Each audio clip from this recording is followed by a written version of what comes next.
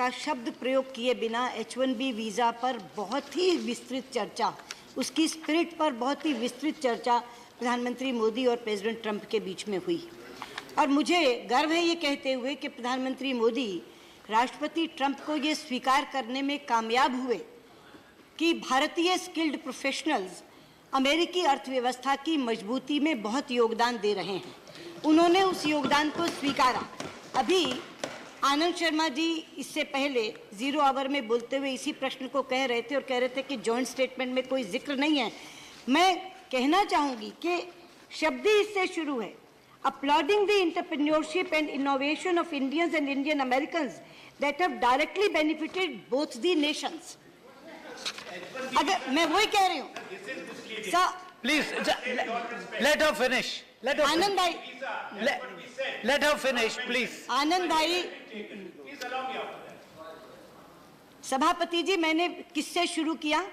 H1B शब्द का प्रयोग किए बिना।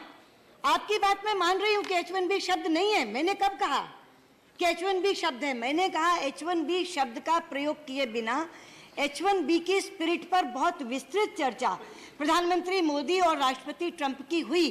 और उसके आगे मैंने ये भी कहा कि उस चर्चा के बाद प्रधानमंत्री मोदी राष्ट्रपति ट्रंप को ये मनवाने में कामयाब हो गए कि भारतीय स्किल्ड प्रोफेशनल्स अमेरिकन अर्थव्यवस्था को बहुत मजबूत कर रहे हैं और उसमें बहुत योगदान दे रहे हैं।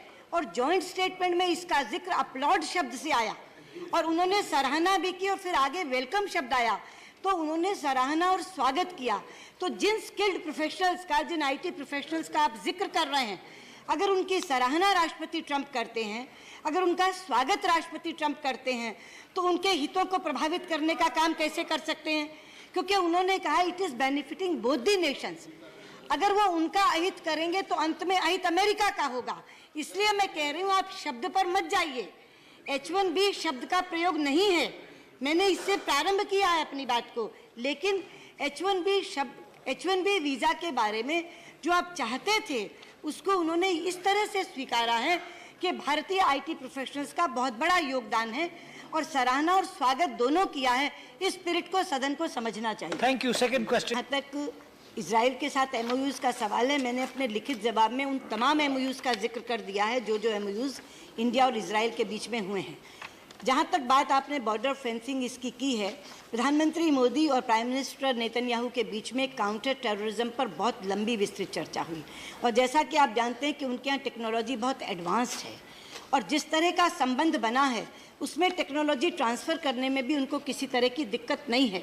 तो इसलिए मैं ये कहना चाहूँगी कि MOUs की लिस्ट तो साथ लगी हुई है, लेकिन बहुत ज़्यादा लंबी बात उनकी, तब आप हैरान होंगे कि जो डिनर पर चर्चा हुई रात के 2:30 बजे समाप्त हुई।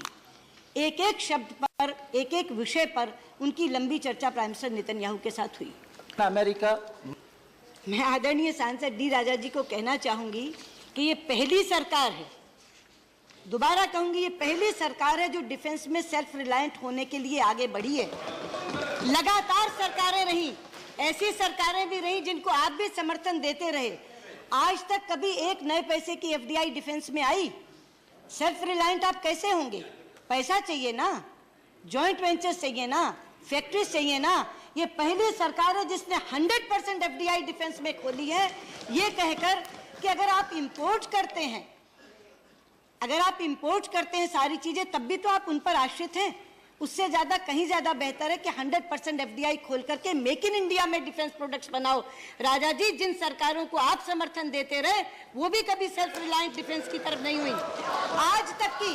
Can the question be answered without polemics? सभापति जी, पहली बार रक्षा उत्पादन के क्षेत्र में अगर कोई सरकार स्वावलंबन की तरफ आगे बढ़ रही है तो प्रधानमंत्री मोदी के नेतृत्व में सरकार है। Thank you. से आज तक की सारी सरकारों की बात कर रही हूं। Let the next questioner take defence में सेल्फ रिलायंस नहीं की और बीच में बहुत से आपने समर्थन दिया। मैं तुम्हें बता दूं कि पहले भी ज़ीरो आवर में बोलते हुए उन्होंने कहा कि स्पाउस का वीजा खत्म कर दिया। आप दोबारा कहा स्पाउस का कोई वीजा खत्म नहीं किया गया। एक मिनट। लेकिन मैं ये कहना चाहती हूँ क्योंकि उनका ज़ीरो आवर का लंबा प्रश्न H1B वीज़ा पर था, मैं उस पर सदन में अलग वक्तव्य दूंगी। अभी मैं केवल प्रश्न के जवाब दे रही हूँ और उसमें बहुत से प्रश्न हैं। इजराइल, जर्मनी, US मिला हुआ। जहां तक आपका प्रश्न था 0 आवर का, मैं केवल H1B वीजा पे जो आपने सवाल उठाए हैं, वीजा बंद कर दिया गया, फीस बढ़ा दी गई, संख्या कम कर दी गई, उस पर मैं अलग से एक पूरा वक्तव्य आपके उस सवाल के जवाब में जो आपने विषय उठाया उस पर दूंगी।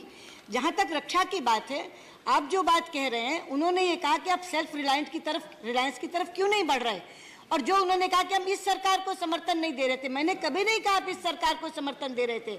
मैंने कहा 52 से लेकर आज तक जितनी सरकारें हैं उनमें से कुछ सरकारें जिन्हें आप भी समर्थन दे रहे थे वो कभी सेल्फ रिलायंस की तरफ डिफेंस में नहीं बढ़ी।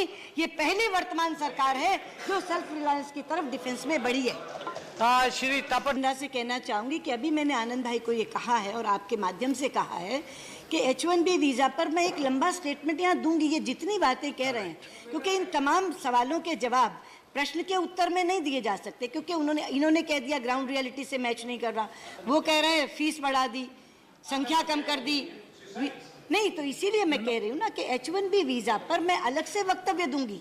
जो